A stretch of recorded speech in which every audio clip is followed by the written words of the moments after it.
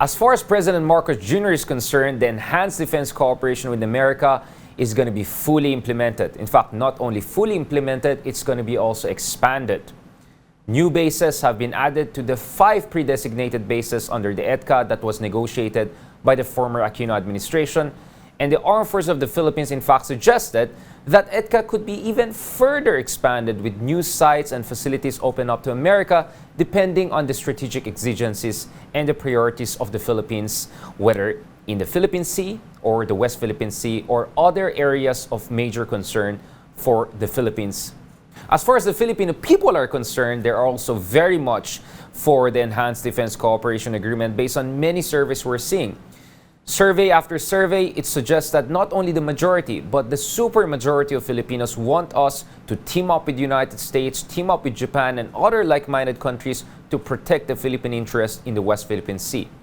And survey after survey, we also see that China suffers from very low trust and approval ratings among the Filipino people. Nevertheless, the EDCA and the Philippines' expanding security cooperation with the United States has its own share of critics. Not only the former president, not only some senators, but also some groups from the progressive factions of the Philippine civil society. To get a better view of what could be the cons or the negative side of the Enhanced Defense Cooperation Agreement, let's talk to the former legislator and longtime activist Teddy Casiño. To better understand the opposition to the Enhanced Defense Cooperation Agreement and the general state of the Philippine progressive movement, today we're going to have a conversation with longtime former legislator and also activist Teddy Casiño. Thank you very much, Teddy Casiño, for joining us. Let me cut to the chase. There has been a lot of discussion about the Enhanced Defense Cooperation Agreement. We have had a number of guests here on our program who talked about the value of the Enhanced Defense Cooperation Agreement in terms of deterrence, in terms of preparation. Also, we had guests who explained the American side of the picture and insisted that this is a flexible deal, that there will be a respect for the Philippine sovereignty. Where is your opposition or people from your movement's opposition to the EDCA coming from? Well, to sum it up, I think the EDCA, the Balikatan 2023, and the recently signed bilateral defense agreement really ties us down, ties us so much in the escalating arms race between the United States and China.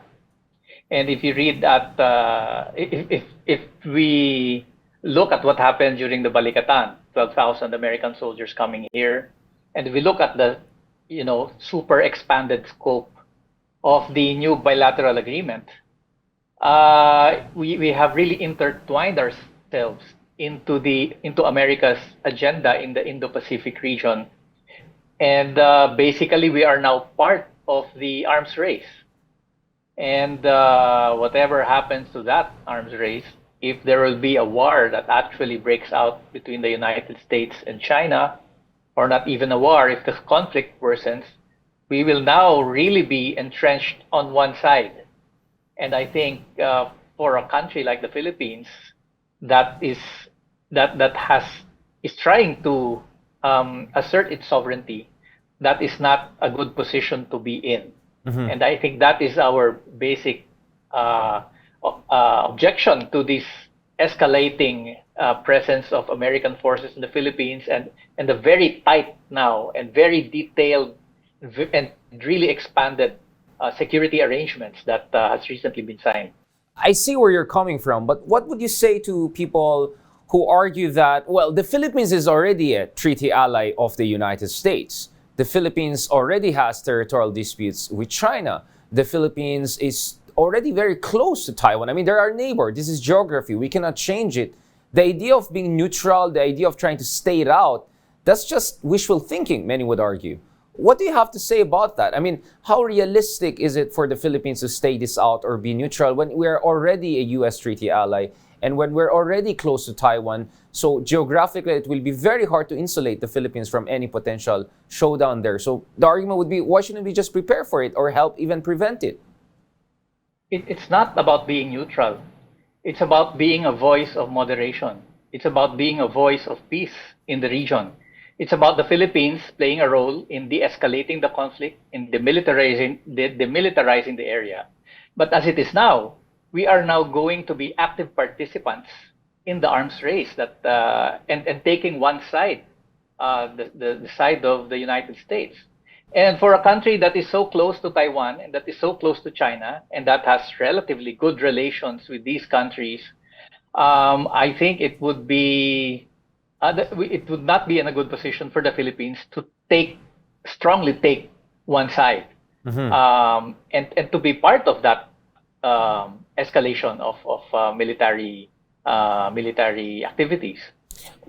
You said relatively I good. think the Philippines there is still room for the Philippines to be a voice of moderation and to be able to assert its sovereignty without having to kowtow too much to either side.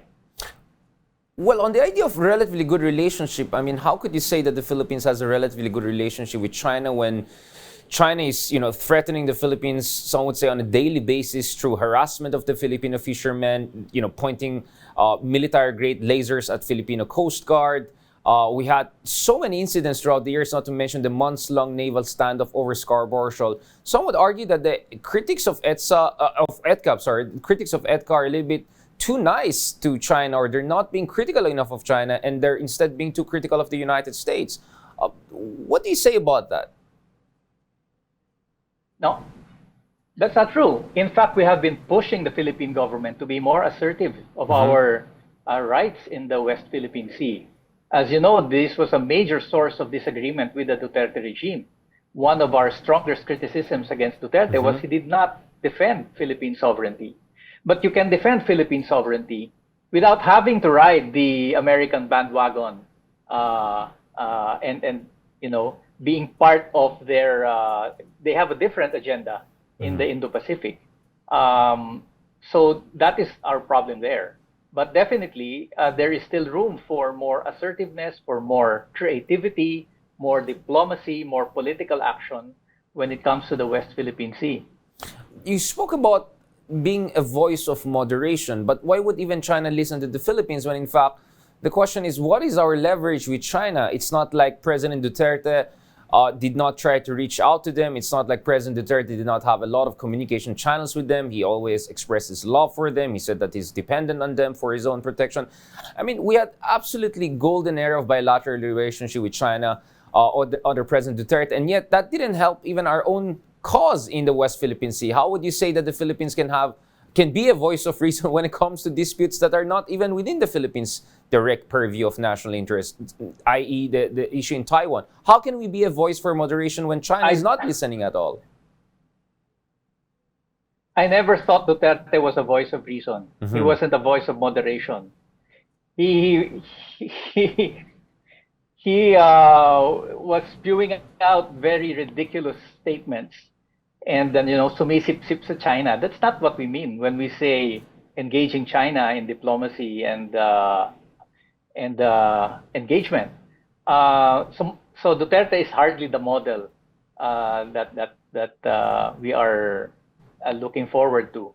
I think a more assertive action, for example, using the international ICC mechanisms or the United Nations mechanisms. I think there are still a lot of areas to gather diplomatic international support for our cause, and we can take that route. For example, also, how about mobilizing some of our friends in ASEAN? We often talk about joint patrols, but why are we not talking about joint patrols with Vietnam, for example, or Malaysia or Indonesia, other claimants that are also at odds with China? So these things can be formulated. Ang problema natin are our fallback is always, or our default is always to run towards the United States. That is part of our colonial mentality, but I think that should change.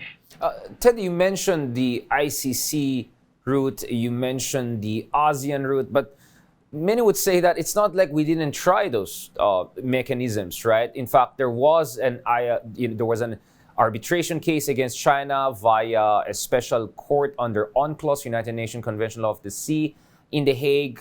And then, of course, there was also another attempt, I think this is by the camp of the late Foreign Secretary Aldo de Rosario, to use the ICC mechanism to go after the Chinese leadership for their violation of the Philippine sovereign rights. But we saw it consistently. China not only did not abide, it lambasted those mechanisms and accused the Philippines or whoever behind this legal moves as being provocative. If I'm not mistaken, there was a travel ban, imposed by China against some of the people who pushed for the ICC route to hold the Chinese officials accountable for the massive environmental damage caused in the West Philippine Sea. What do you say about that? And I'm glad that you mentioned the ASEAN route. I remember very well President Jokowi of Indonesia raised that issue in the Australia-ASEAN dialogue a few years ago. But the thing is, I don't see a political will. I mean, is there a political will on the part of Malaysia or Vietnam to join with the Philippines against China? What are the indications for that? Honestly, Richard, I think we haven't tried enough. In the last 6 years, under Duterte, our victory at the Arbitrage Tribunal was basically in the back burner. We did not use that for 6 years. And the ICC, the government, Duterte frowned upon that move. I think in ASEAN as well, Duterte was lukewarm to the idea of mobilizing his ASEAN allies against China because sip-sip nga si Duterte sa China. But with the new administration, I think it can do more than what Duterte did without having to run to the United States and allow additional military facilities here in the country, further stoking the conflicts between these two superpowers. I think we can play it smarter. As I said, Duterte is hardly the role model for engaging China or engaging ASEAN or even the United Nations. He was basically bad-mouthing the United Nations. He had no sense of diplomacy at all. So your argument is that the reason why international arbitration was not as helpful or the ASEAN mechanisms were not as helpful is because we had a president under Duterte who was questioning the very value of those mechanisms. In a sense, you cannot be more Catholic than the Pope, right? Like, how can he help the Philippines if the president of the Philippines doesn't want to help himself? Is that the argument you're making here? Right. And the president proclaiming that he loves China and that he wants the Philippines to be a province of China. I mean, how can you assert your sovereignty with that kind of a president? So with the new president, I mean, he could have started repairing the damage that Duterte has done. But, the steps that he has taken now to pivot towards the United States and be part of this escalating conflict between the two superpowers now precludes further engagement, I think, with China. And that is important because, China will, if we rally the international community behind us, I think China will be forced to reckon with our very legitimate claims in the South China Sea. I find this argument interesting because you keep on mentioning with the new administration, but this is a Ferdinand Marcos Jr. administration. Are you saying that you feel confident that a Marcos Jr. Will be the right person or is somehow the right person to push for the claims of the Philippines through international ASEAN mechanisms? Well, we have no choice. He's the new president. This is the new government. I mean, who else? The president is the chief architect of our foreign policy. Short of saying that we change the president, we will have to push him to do these things. Now, and right. It's a new slate. It's a new government, so that opens up the possibilities for new approaches.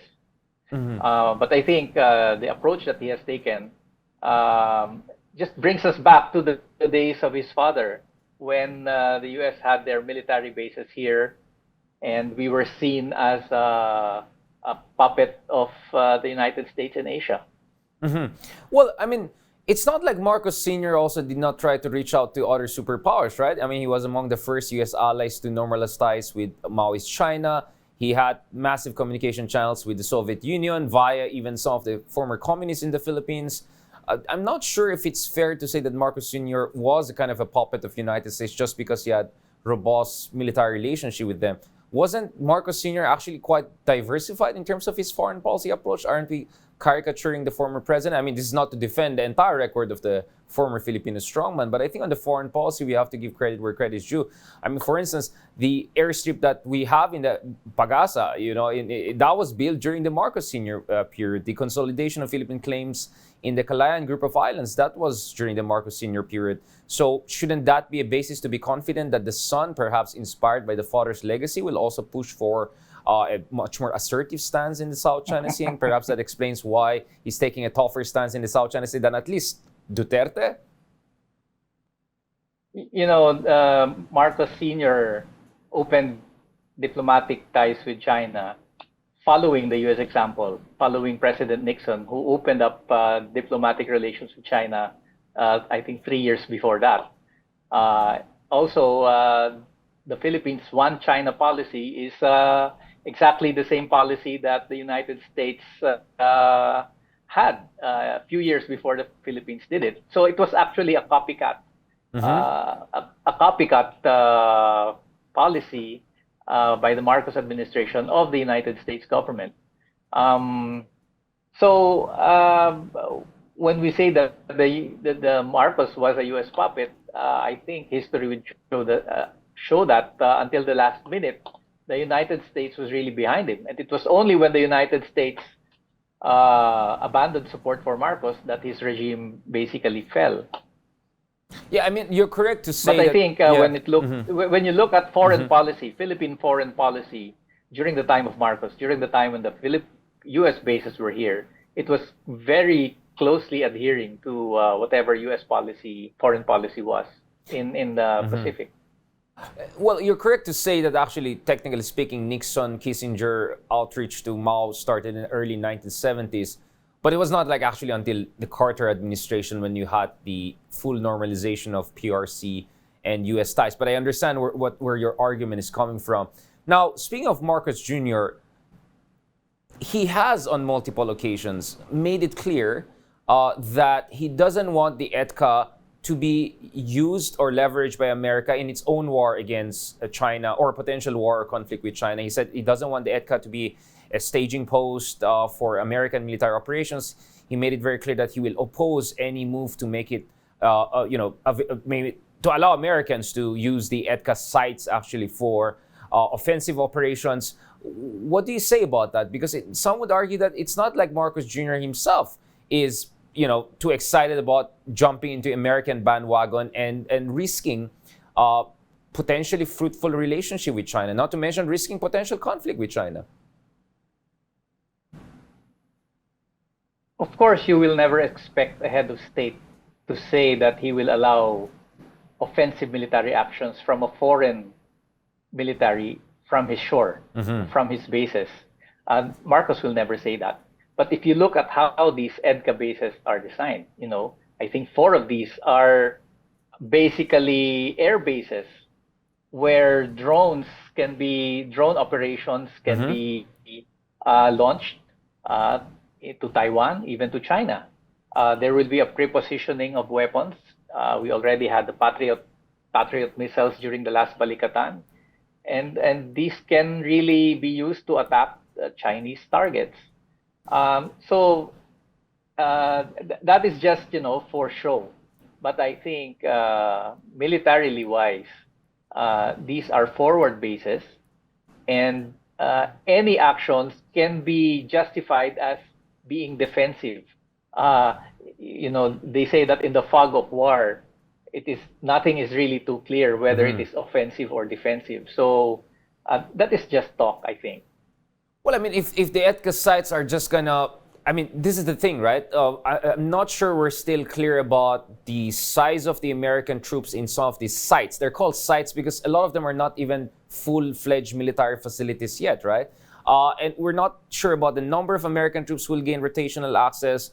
We're also not sure about what kind of weapon systems the Americans can put there. Because if it's just like a bunch of American troops, let's say, a few dozens or just an artillery or howitzer there, I'm not sure that's going to be very helpful in a great power conflict with China, right? So some would say, okay, we understand where you're coming from, but the devil is in the details.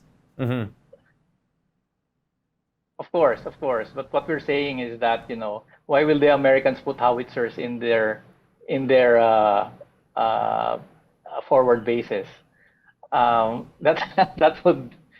would be stupid. They're there for a reason, and they're near Taiwan for a reason. We can only speculate, of course, but this is the United States. It is the biggest military power in the world. It has the most record of wars of aggression and wars of intervention, whether covert or overt. These bases will be definitely used for military objectives, particularly targeting China. Well, we have had guests on this show from the Armed Forces of the Philippines and also people who are following the EDCA very closely. They would argue that, the EDCA is also important, including the sites in the north. It's not like they're as north as Mavulis or Fuga. I mean, some of these sites are also close to, for instance, the Benham Rise, right? Or the Philippine Sea, and that these sites could also help the Philippines in terms of developing some minimum domain awareness. Because the reality is that, which we haven't talked about yet, the Philippine Armed Forces of the Philippines has very limited external security capabilities, and it will take a very long time before it can get anywhere close to even having what you call minimum deterrence or minimum credible defense posture. So some would say the EDCA could help expedite the Philippines' modernization, or at least in the meantime, plug in the gaps. No, the Philippines, some would say, is almost blind when it comes to submarine activities by China in the Benham Rise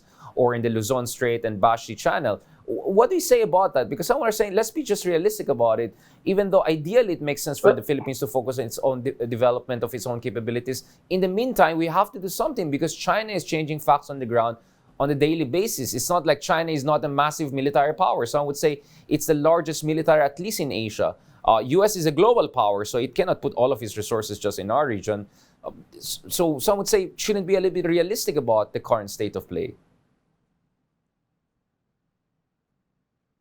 I think that remains to be seen, whether the presence of American military forces in the Philippines will help develop our own naval capability or external defense capability. Because if you look at the record, in the 40 to 50 years that the biggest American military bases were here, and we were enjoying a lot of military aid and military assistance from the United States, we never were able to develop a credible external defense posture.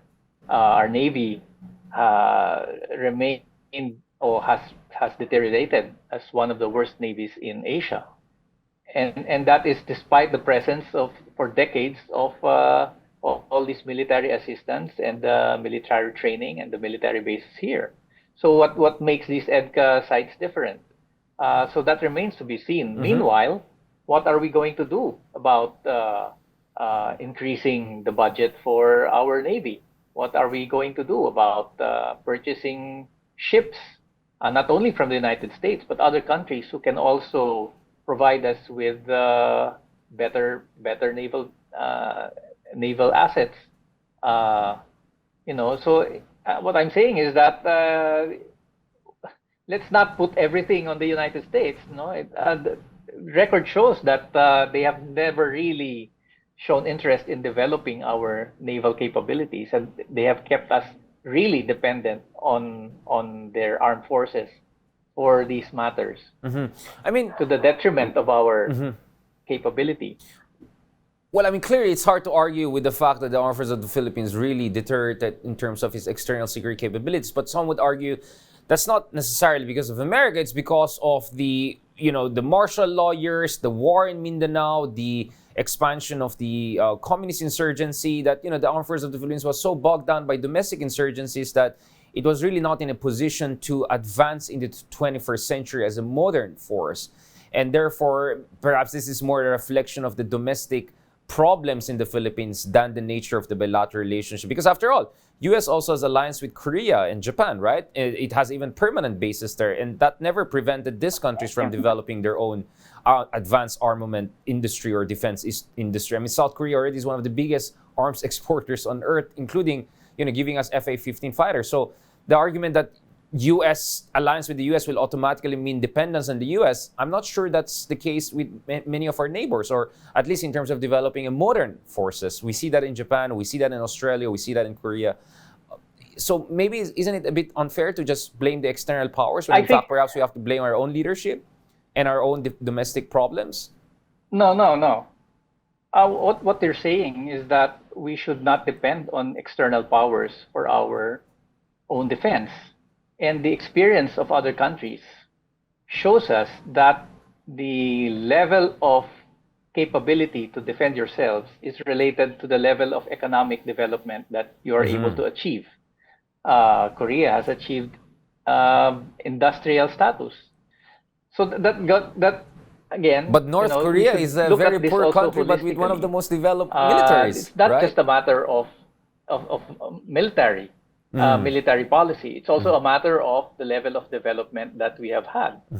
And so yun nga, ang hirap yung asa na lang tayo ng asa sa United States, but developing our own capability, which includes developing our own industries, developing our own technology, that has to be taken into account.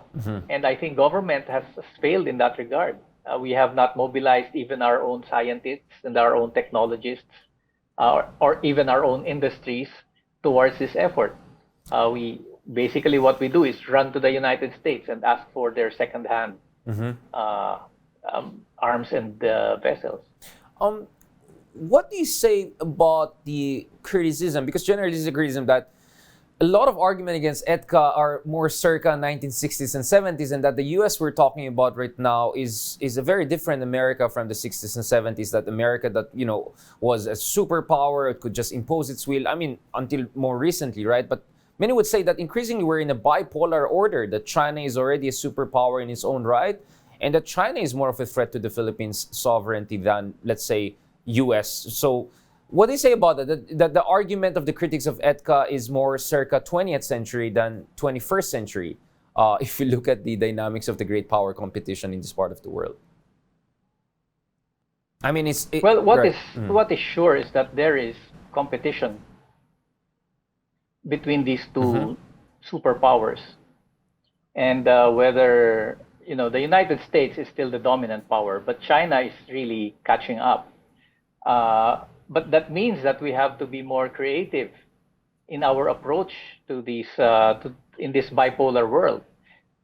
Siding with the U.S. always, the Mutual Defense Treaty, that was the era of the Cold War. This kind of thinking that we will rely on the United States to defend us, to protect our territory, that is circa 1950s. Protect us from communism, protect us from China. 1950s pa yan, 1960s. So you're saying the other side now also we have is to be more. We have to be more sophisticated. We have India now. You have Russia. You have China. You have Brazil. We have ASEAN. So why now, go back to the kind of relationship we had with the United States in the past when they had their military bases here? I think the challenge now is to be more creative and to have better engagements, not only with China, but also with other rising industrial powers. Well, speaking of that, I mean, or even what you call the middle powers. Right. I mean, but some would argue that it's not like EDCA is stopping us from developing robust security cooperation with other countries, right? In fact, the White House visit that President Marcos recently had to the United States, there in the joint statement, even the U.S. admits that it's important for the Philippines to build relationship with Japan, with Australia and other countries. And it's not like the Philippines is not also trying to build better relationship with France, with UK, with India, South Korea, and all of these countries. So is there a mutual exclusivity, or isn't it possible for us to have a kind of a Goldilocks level of security cooperation with the U.S. while simultaneously building robust ties with other middle powers that share our dilemmas, that share our aspiration for independent foreign policy? Because that's not very clear to me how mutually exclusive this is. Is it like automatically a trap that if we build relationship with the U.S., that's going to prevent us from building ties with others? Because empirically speaking, the Philippines is already building more ties with Japan, South Korea, India, and other countries. I mean, India gave us just a BrahMos missile systems. They want to give us more weapon systems. The South Koreans are also there. The Japanese have also identified the Philippines as one of their major defense aid beneficiaries in the near future. So I'm just not sure how the two are necessarily mutually exclusive. Can they go together? It's not mutually exclusive, but if you look at the newly signed bilateral defense guidelines, there's mention here about modernization, and the United States will be involved even in the budgeting, in the planning and the budgeting of the AFP modernization. It appears we'll be having a 5-year lock-in with the United States with respect to, I think, arms procurement, And, they will really be involved in practically the planning, the training, with that kind of an elephant, in the room.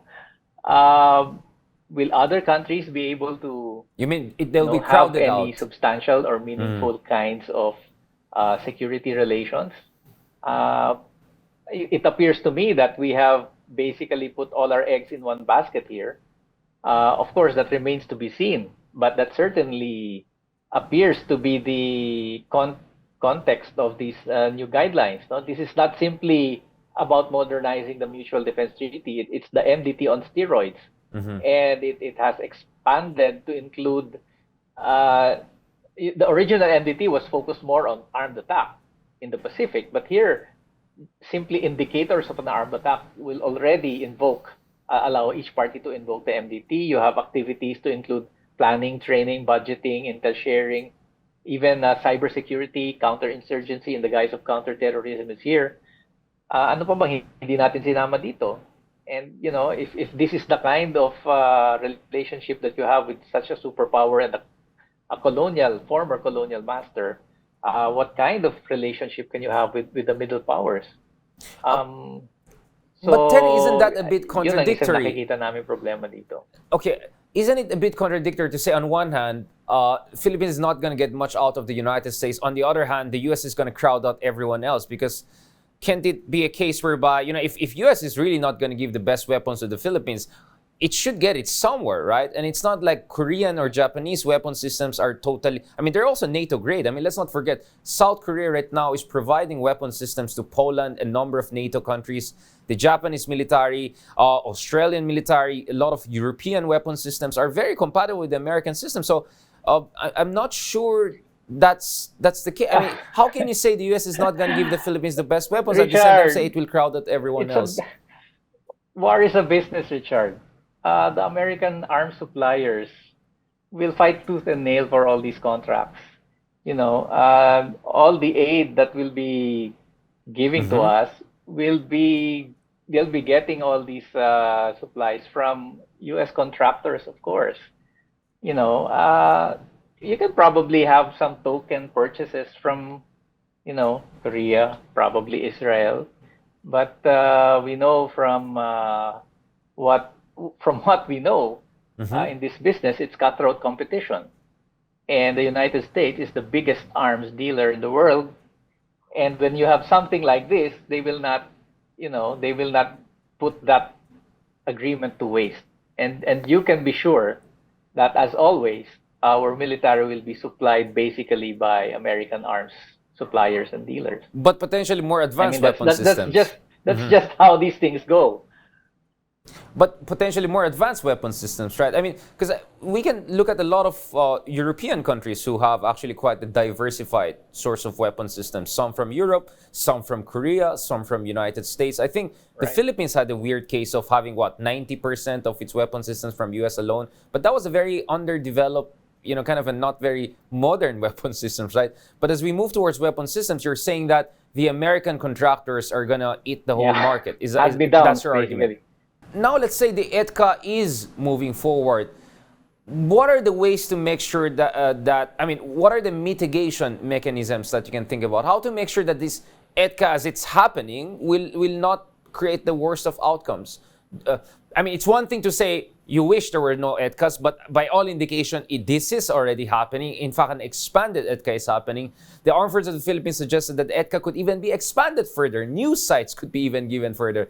Now, with the reality of EDCA already there, what is the best way to make sure that the EDCA doesn't become something too provocative or undermine the Philippine sovereignty? What is the next line of advice you have for the Philippines in that case? As I said, it's already there, right?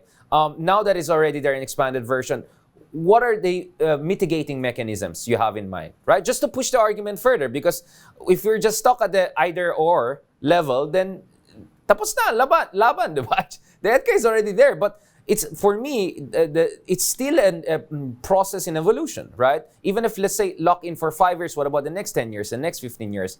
So now, realistically speaking, with EDCA already there, what are the mitigating mechanisms you have in mind, realistically speaking? The EDCA is basically, the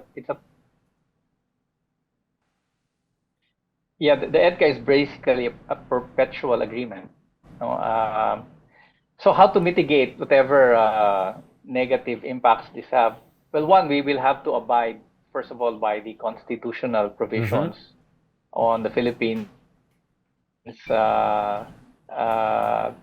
rejecting the policy of war, and that the site should be nuclear free, and that we should take the word of the president that there will be no offensive actions coming from these bases, and that ensure that these bases will not be used for military intervention by United States, like what they did in Mindanao a few years back, where American military forces were caught engaged in actual combat operations against Filipinos in Mindanao.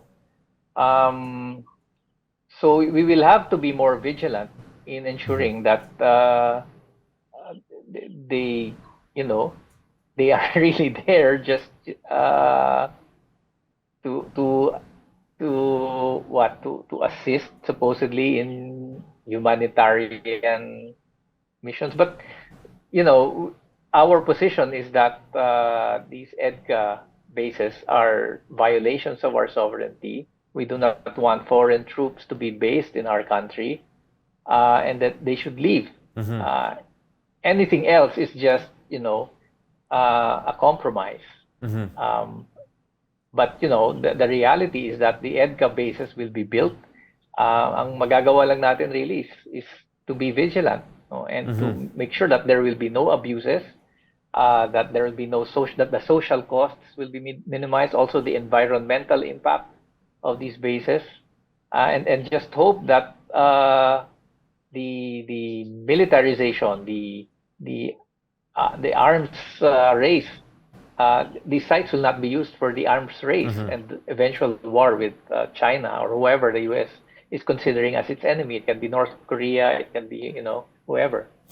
You talk about vigilance, and speaking of vigilance, you and your movement is not the only group against the EDCA. We have people like former President Duterte, whom you quite questioned a while ago in terms of his approach to China. Also, the presidential sister, who heads the Senate Foreign Affairs Committee, has been quite critical of EDCA, or at least how the EDCA has been more and more targeted towards the north, towards Taiwan. How do you feel about the fact that now you're more or less all in the same camp? Strange bedfellows? What's going on there? Well, I'm not so sure if we come from the same place. I think Duterte is doing that because he loves China. Aimee is doing it probably to get more concessions from the United States. We don't know.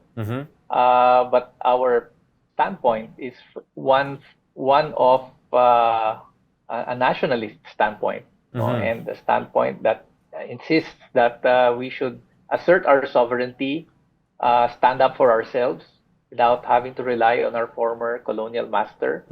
Um, and that is where we're coming from. And how do you make sure that your positioning and your movement and your energy and your arguments are not weaponized by, let's be honest, pro-Beijing elements in the Philippines? I mean, aren't you concerned about that? Our group has been has held the most. Our group has held the most rallies and protests in front of the Chinese consulate in Makati. Yes, we have been on record as and our group was the group that filed the only case in the Supreme Court questioning the joint use of the West Philippine Sea during the time of President the Arroyo. Joint Maritime Seismic Undertaking. Yep. The So JMSU. we don't. Yes, yes. So we don't think that there will be any confusion on our position against China. But of course, as expected, China will use whatever legitimate reasons that is there against the American presence in the Philippines. That is to be expected. But for us not to do that just because China will possibly use that for their own purposes, that is not a reason not to raise these very valid concerns and issues. So, Teddy Casiño, what is your idea of workable model, a truly nationalistic, patriotic model that is neither too dependent on America nor subservient or enabling towards the other side of the equation? Is there any country that you have in mind, a workable model that you think can be applicable to the Philippines? Well, offhand, vis-a-vis how to handle China and the United States, I think Vietnam would be a good example, of how to balance the competing interests of the United States and China as far as they are concerned. The kind of, I think they call it hedging that they have been doing. Asserting their very strongly asserting their rights and territory in the South China Sea, at the same time engaging in a lot of trade and diplomatic ties with China, and also relating with the United States, but relating with some kind of distance, and making sure that they are not seen as instruments of either China or the United States. I think they have struck some kind of a good balance there. Probably other ASEAN countries as well. Malaysia perhaps, or these could be, we could learn some lessons from what they have been doing. On a closing question, I mean, this EDCA issue itself, we can debate about this forever. On a closing question, what would you say? I mean, the Filipino people, if you look at the surveys, it's very clear that they want us to team up with Japan, with US, with Australia, among others, against China as far as the West Philippines is concerned. Look at the Pulse Asia survey, look at the Social Weather Station surveys. It looks like support for EDCA is overwhelming. Where do you think that comes from? And what is your message to the Filipino people? A lot of them seem to be very supportive of this semi-alignment, if not full alignment with the United States in order to keep China out of the Philippine waters. Well, that's true. Pro-American sentiment in the Philippines is a given. Sabi nga nila, America is in the heart, for many Filipinos. But we are striving really for our people to have a deeper, not a sentimental attachment to the United States, but look at it from a more objective point of view and to understand the dynamics that is going on in the South China Sea, in the Taiwan Strait, the relationship now between the United States and China, and how the Philippines figures in it. And we really have to stand for ourselves, and not be too sentimental, to get rid of that colonial mentality and that big brother relationship with the United States and see the United States for what it is, a global superpower that is desperate to hang on to its power, and see China as an emerging threat. And both countries, in a sense, are also a threat to our sovereignty, and we should be prepared to protect our own sovereignty, to assert our own kind of development against these two very powerful imperialist countries. Without drawing a moral equivalence, right? I mean, it's not like U.S. is threatening the using Philippines in the South China using Sea. our seats as their. I mean, but without drawing a moral equivalence, it's not like it's the U.S. who's threatening the Philippines in the West Philippine Sea nowadays, right? It's China. I mean, it's not the U.S. that is threatening war with Taiwan. It's China, right? That's I mean, true. I'm just saying some facts have to be clear while we want to have an independent foreign policy. Yeah. But we should also understand, Richard, that what China is doing in the South China Sea and the seas around Taiwan is also very closely related with its conflict with the United States. I mean, the Pacific has been the U.S. lake for a century, and China's rise as not only as an economic power, also as a naval power, is also a challenge. More than a challenge to the Philippines, it's really a challenge to the United States. The control of those trade routes are what is at stake for these two countries. And for us to think that China is doing that in the South China Sea just simply because it wants to grab our resources, that tells only one part of the story. I think the bigger part that we should really be conscious of is the dynamic between China and the U.S.